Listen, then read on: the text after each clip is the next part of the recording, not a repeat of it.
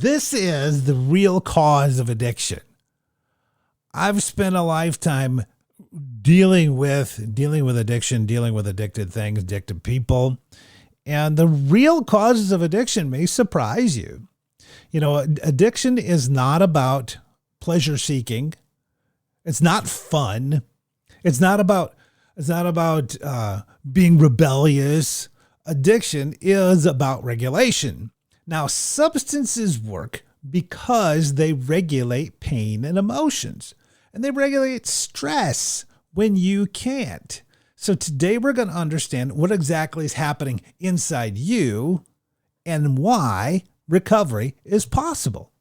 Now, the number one pillar I've seen by far is conditioning. We're just conditioned to do this. So what do you mean by conditioning? You were trained before you ever picked up. You were trained before you ever picked up by what you saw, by what you heard, and the environment you were in. Nobody chooses their first coping skill. You inherit it or you adapt it. So what is conditioning? Conditioning is a learned automatic response. It's not a conscious choice, but it's formed through what you saw modeled, what worked under pressure, and what was rewarded or punished. So when we're growing up, the first things we see is we see our caregivers, and sometimes it's your parents, and sometimes it's not. Sometimes it's other people.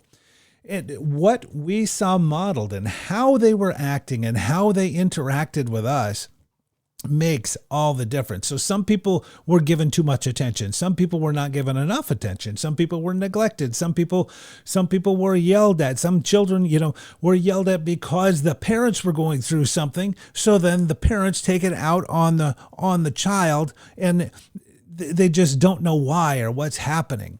And so what worked under pressure when the chips were down? Did dad come home angry and then everybody learned how to respond or how to act around him so that would lessen the pressure or lessen the issues? And then there's what was rewarded, what was punished. Some people were rewarded for doing good, or if you got good grades, then your parents were proud of you. So then you learned that your value comes through doing good or getting the grades or saying or doing the right thing. So we get our value from that. But then there's other things that are punished. If you attempted to show how you actually felt or what was really going on, then maybe that was punished. So there were certain things that were rewarded, certain things that were punished. And so when you were growing up, what happened when someone got angry?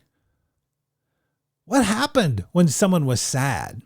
So maybe if you saw your mom sad and you didn't know why and you wanted to cheer her up, or maybe you saw someone sad and you thought, hey, I did something. It's my fault. And this is so common. Children take the blame for their parents' emotions. Children take the blame for their parents' emotions. So if dad's mad or sad or glad, the children's going to take that on. Hey, how can I make that better? So what did you see? What did you see when someone was stressed? Or when there was, the whole family was under pressure, you knew what was going on. Children are very perceptive, and they know, they understand, and we start to perceive the environment that we're living in. And it is really a coping mechanism. It's our inherent ways we were trained or adapted to. It says in Proverbs 22:6, train up a child in the way he should go. Well, if you train up a child in the way they should go, that can be positive, or that can be negative. So if a child is trained in these responses and we see things we shouldn't see when we're young, we're learning already. We're being trained to respond in certain ways that can be positive or can be negative. So number 2, there's family systems. If train up a child in the way you should go, there's family systems. What emotions were allowed? Were there certain emotions that were allowed and then others are not allowed? Could you really show? Could you be sad? Could you be sensitive? Maybe you're a sensitive person and you grew up with someone who wasn't, and maybe there was a military a military parent or whatever, and they didn't know how to show emotions, or not even a military. Maybe they just didn't understand or know how to show emotion or know how to show care or love. And so that was a foreign substance. So when you tried to do that, you found out that was not a good thing. How did adults handle stress? Now, this is something that's happened is when we get overwhelmed, when we have things beyond our ability to really handle, substances come in and make us or help us handle issues. We'll get into that in a minute. How did adults handle silence? How did adults handle anger? How did they go to work? What did you observe about what was going on? What messages did you get about feelings? What feelings were okay? What feelings were not okay? Now, don't get me wrong. This isn't about blaming your family. It's about understanding what was available to learn. Because if you think about it, we're in this little box called our family system, or our family, how they deal with things. And we really don't have access to things outside of that. So we learn from them how to cope and how to get along. Now, Ephesians 6:4, it says, do not provoke a child to wrath. Do not provoke your children to wrath. And sometimes if the adults don't know what to do, they will end up stifling, or they'll end up suppressing the child's emotion so that they cannot fully express themselves, and that creates a pressure cooker. See, all these ways of processing emotions and processing thoughts, if they're not properly dealt with, they're going to create an environment that will allow addiction to come on later on. They're going to allow the addiction to come on later on because we don't know how to accurately regulate thoughts and emotions. And so peer culture happens when you get, adolescence. And adolescence, belonging matters way more than safety. So if people were being rascally and people are doing things, and I know in my life, I knew a couple of guys that had the exact same thing going on in their life that went on in mine. And so we bonded. And we belonged to one another because we had to overcome these and deal with these radical situations that happen in a using household. So substances can become a tool in order to connect. Substances become the tool you connect with. And then they start to identify you. They become your identifying marker. Hey, I'm dressing this way. I'm acting this way because I'm a using person, and I use substances so that I can see other people that are doing the exact same thing. Now, this has an effect on your nervous system. This has an effect on your nervous system. What do I mean by that? It gets down in you, like deep down to your core. Like, this is who I am. And we start to believe this is who we are, not what we're doing. And so if we've been neglected or if we've been abused, those things start to come out, and that marks our nervous system. So, for example, even as an older person, even in my 20s or 30s, if I would hear a man yell, I would just get all tore up inside. I'd just feel like my stomach was going to drop out because I didn't know how to handle that. And so our nervous system is trained even before we pick up. And that's a real thing. Our nervous system is trained even before we pick up. And so when we get around other people, other kids that are in adolescence that had the same thing happen, and then we turn to substances because they work, to regulate our thoughts and emotions. 1 Corinthians 15:33 says, bad company corrupts good character. And so when we get together and we connect through this using, that sets the stage. And so when you're under stress and you don't know how to handle or process emotions and thoughts, our emotions go up, our intelligence goes down. You could say the logic decreases, or our intelligence goes down, and our habits, what's inside us, starts to come out. And so if you have a tube of toothpaste, you would go and you would think when you squeezed it, toothpaste is going to come out. So if you have your toothpaste and you squeeze it and all of a sudden ketchup comes out, well, that's going to be a problem. But here's what happens in addiction. If we haven't learned early on how to manage thoughts and emotions, that's going to determine how we handle things later on. And so we have this sometimes this bag of this mess inside us. And when we add stress and pressure, what comes out, you could call it dysfunction. What comes out is dysfunction. And now we search for a way to deal with that dysfunction. So it happens to normal people too. Look at Peter when he was under stress. Right? When did Peter get under stress? He jumped out of the boat. He was under stress there. That's a lot of stress, jumping out of the boat, walking on the water.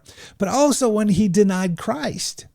When Peter denied Christ, he was under a lot of stress. He was under a lot of emotion. And what happened? He went back to what he used to do. And so what caused it? What was our first thing? What caused us to do what we started doing? And it's very important. I know so many people that didn't even stand a chance of getting life right because of what happened early, the programming early. The people that were supposed to take care of them didn't do it. And then there was no one else around to help them or to help them process and to get through. And so now we're left with this dysfunctional way of interacting with the world that only substances can fill. But then you take on number two. So the first one is conditioning, right? But then number two is our biology, our mental health, how we're made up. What's our actual makeup? Now, you can't think your way out of a dysregulated body. You can't think your way out of a dysregulated body. So if we have these things already dysregulated, we can't think our way. We don't have enough information or enough experience in order to do that. So some nervous systems are more sensitive. What do I mean by nervous system? I mean the way we're made up. Our sensitivity to stress, our emotional intensity, our impulse control, our anxiety baseline. This is all what makes up a person. So some people are more sensitive than others. Some people are deal with complex issues more than others. It's just our biology, how we're made up. But this vulnerability isn't our destiny. This vulnerability isn't our destiny. Just because we have this disposition doesn't mean we have to stay there. Psalm 139 says that God knit us together in our mother's womb. And in Romans 12:3, according to the measure of faith that you've been given. So God recognizes unequal capacities. God will recognize that we're different and we're individual and that we're distinct people. And we have this different biology, this different makeup. You could say it a constitution. We have a different constitution. Every one of us do. And I think that's what makes us unique. That's what makes us important. And so willpower and regulation. Okay, so I've been talking a lot about, our regulation, our nervous system. And you could say it this way. Regulation is our nervous system. So regulating our thoughts and emotions allow us to interact with the world on the world's terms. Or you could say it this way, face reality. We can face reality when our nervous system is regulated. But then if we add willpower in, what's willpower? That's this, our thinking brain, our prefrontal cortex. It's what we use to make decisions. And here's the interesting thing. When we get under stress, regulation fails first. Regulation fails first. So when we're under stress, regulation fails first. What does that mean? That means, like, if you ever been pulled over, maybe you're speeding or something and you're pulled over and you get a little nervous, and you can feel inside you're nervous because you're unused to the situation. Or maybe you're in a group of people that you never met and you're like, you feel a little self-conscious, or you feel that's that regulation. Or you're going to start something new and you're a little afraid to start something new. So you feel afraid, but with your prefrontal cortex, you can say, hey, there's something under my bed.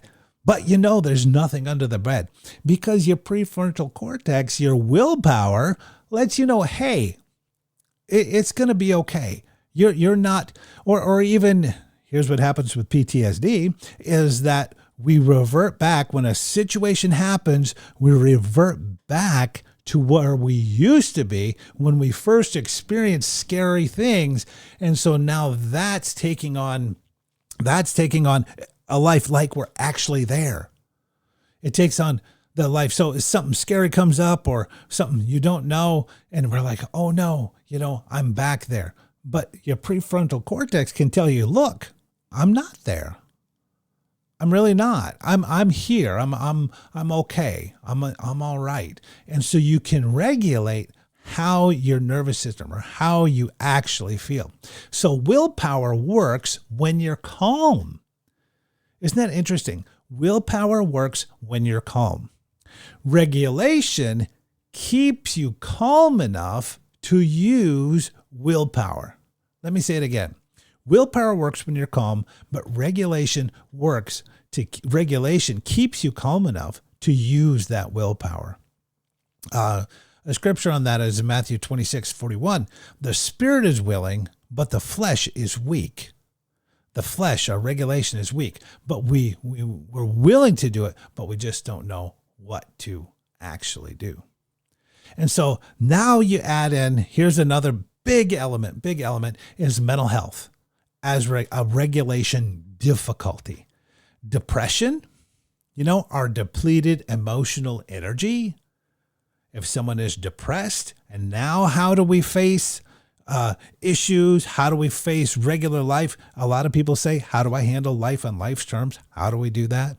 There's anxiety, where your threat system is just stuck on. You're like, you want to just fight everything. There's so much anxiety. I don't know what's going to happen.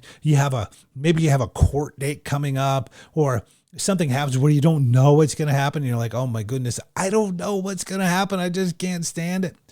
Or ADHD, that's a super common one today. As impulse regulation is difficult. We can't control our impulses. We're going here and there and there. And it just seems like the wheels are always spinning. And then PTSD, the nervous system can't shut down. You can't shut down because it's always on. It's just like, oh. And so when we're wrapped up with our conditioning first, and then our disposition, how we actually are, and then if you include some of this mental health stuff, oh my goodness, how do we deal? They create a desperate need of relief, and that's what people are looking for, is a desperate need of relief. Because we're dealing with things at such a high level and such a high frequency, like, I have to have some relief. So why do drugs work? What's going on with substances? Why do they work? Because they provide immediate relief. They provide an emotional shutdown. Your nervous system gets calm. And there's no relationship required. Why? Because we didn't learn relationship. We didn't learn how to do those things. We didn't learn how to connect on an appropriate level.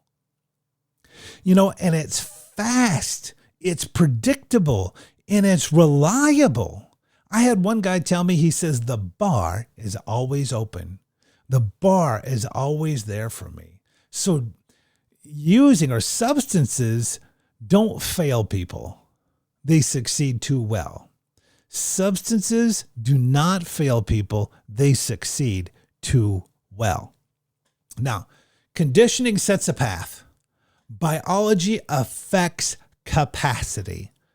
Biology affects capacity. And now trauma is where capacity gets overwhelmed.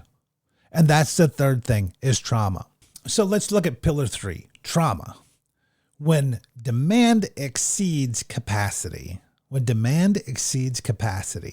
that's trauma. So substances, they don't start out as a big problem. They're the solution to the problem. Isn't that interesting? Substances are not they're not the problem, they're the solution. And so we have to look at substances as a solution. So the trauma is not the event. It's not the thing that happened. Trauma is the overload. Trauma is the thing I can't handle. That's, more than I could. Again, trauma is something more than I could handle at the time it happened. And so what does that include? That includes abuse. It includes neglect. It includes chronic instability. What does that mean? You never knew where you're going to go. You were coming or going. Life wasn't stable. We didn't have any stability in our lives. Or emotional abandonment. The people that are there in your life, they're not actually there. They're just there. So we feel emotionally alone or abandoned. And prolonged stress. We're just under stress, under pressure all the time. Well, that's a trauma. And it's cumulative. It's not singular. It's not just you face one trauma. It happens over and over. It's a compound. In PTSD, they call it compounder, CPTSD, compounded PTSD. It happens over and over again. And so what trauma does to your nervous system is after a trauma, your nervous system is stuck on. After trauma, your nervous system is stuck on, and you lose a sense of safety. You live in anticipation of threat, and you constantly look for relief. And it creates this urgency for relief. I've got to get relief right now. I've got to have this relief right now. And so substances, they're a solution. Like I said, they're a solution to the problem. They're an adaptive solution. And so when your capacity is breached, when pain becomes unbearable, when emotions are uncontrollable, substances provide an immediate relief. They provide emotional distance, so I don't have to connect with anyone because I don't know how to do it anyway. And they provide a sense of control and a predictable calm. I know what's going to happen. I've got some relief. So this is self-preservation. It's not destruction. It's self-preservation. We're looking to preserve ourselves. And the Lord knows that. He knows how we're built up. Isaiah 53 says he was a man acquainted with our grief. So he knows these things we're going through. We have to remember that the Lord cares about us. He cares about you too. So the brain learns and locks in. What's this mean? This means that if we feel stress and we find a solution and we get relief, we'll want to repeat that. So once relief is found, the brain stops looking for any alternatives. Once we understand a way to cope and a way to deal, we stop looking for alternatives. So I like to say it this way. We stop looking for our car keys once we find our car keys. Once you find what you're looking for, you stop looking for anything else because you really don't need to. You know what works. And so let's get this out of the way. Why does relapse happen then? What's happening in a relapse? Relapse is our nervous system failure. Not a moral collapse. It's just a nervous system failure. What happens is we exceeded our ability, and so now we have to find this relief, and we go back to what we worked before. See, stress exceeds our current capacity, old pathways reactivate, and regulation skills are not developed, and so we go back to relapse. And that's what happens. So what do you do with someone that's relapsed? You help restore them gently. Galatians 6:1 says that you restore one gently, unless you be taken away and your things too. So be nice, restore gently. So what is recovery? after all this, what is recovery? Recovery is learning to regulate your thoughts and emotions and stress without chemicals. To regulate your thoughts and emotions and stress without chemicals. That's it. So here are the things that actually help. Here are the things that actually help. Skills. Skills, not shame, not do better, not that. Just skills, understanding, do something repeatedly over and over that you become accustomed to using it. So that becomes a part of your nervous system. Capacity building, our ability, understand that you can handle things. You can do things too. So you can build your capacity to build safe relationships. And just take 1, 2, 3 people. That's it. That's all it needs. Just some safe relationships. Somebody that doesn't want anything from you. Somebody you don't have to give out anything. You just have these safe relationships. Structure. Structure is big. So many times I see people that when they have structure, they do fine. But then if the structure is removed, they fall apart. So we want to keep this structure in our lives until we can do it for ourselves, right? We can actually create our own structure and then live within that structure. Meaning helps. What are you doing this for?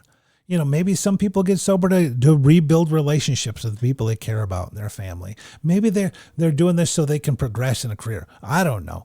So many things. There's so many things that provide meaning to us that we need to look at.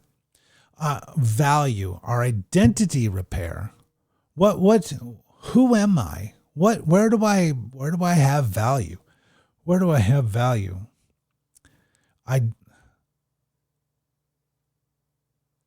Meaning. Identity repair. Understand your value. What makes you a valuable person? Who is it? Who are you really? Find out who you actually are and understand that you are a person of value no matter what. No matter what, you're a person of value. So Romans chapter 12, verse 2, we renew our mind. That's a positive condition. We renew our mind to the word of God. 1 Corinthians 6:19, we have stewardship of our body, our biology, and we understand who that is. And we can heal from broken heart. Psalm 147, verse 3, that deals with trauma. We can heal from our broken heart. So recovery is learning to walk in a new way. And that's Ephesians 4:22 through 24. Ephesians 4:22 through 24. Remember this. Final statement. Then we're done. God gave you 2 Timothy 1:7. He's given you power, love, and a sound mind. Power, love, and a sound mind. Recovery is learning to access what God has already given you. It's learning to access what God's already given you. That's it. That's recovery. Is that we learn to regulate our thoughts and emotions without the use of the chemicals. And we've been given this power, love, and a sound mind so that we can excel. We can have this life and we can get close to the Lord and we can access those things that God's already given us.